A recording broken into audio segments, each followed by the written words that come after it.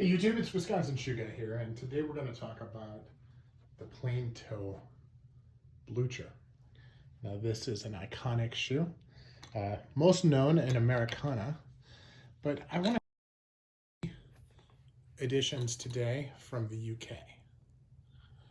Now, the UK is known for its very, very high shoe quality, and these shoes are no different. These are all made in England.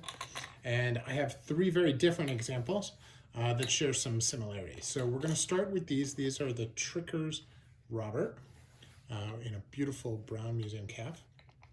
And what's nice about these is that when Trickers put these together, they decided the user would prefer to have an unlined shoe. Now, unlined is casual. It's usually a summer month. It's just a really interesting feel for shoe. Super, super lightweight. These, like where you see these on American shoes, they're very often a double-soled shoe.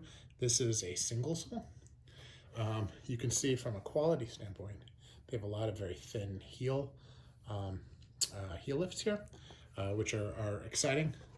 You can see that they did the stitching to create heel caps, even though there aren't. It's just got the single.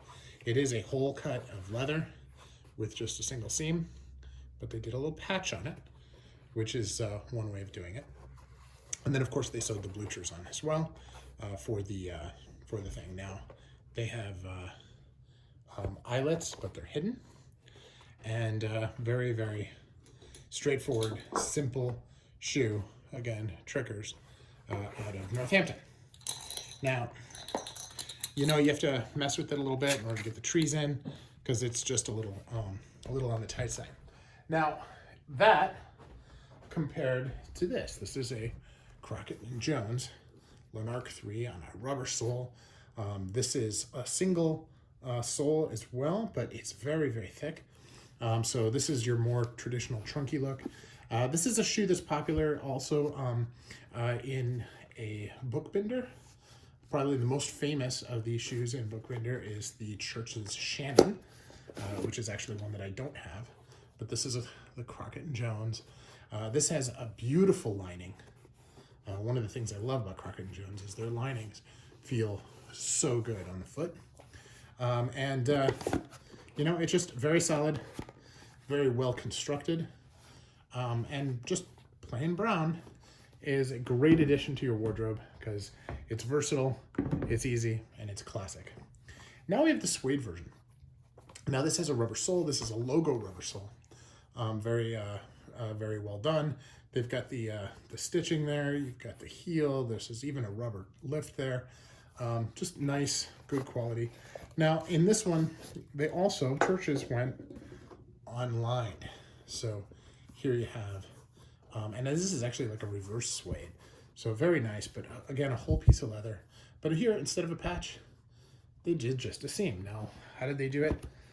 They did the patch here on the Crockett & Jones as well. So Church's, being Church's, wanted to take things just another level.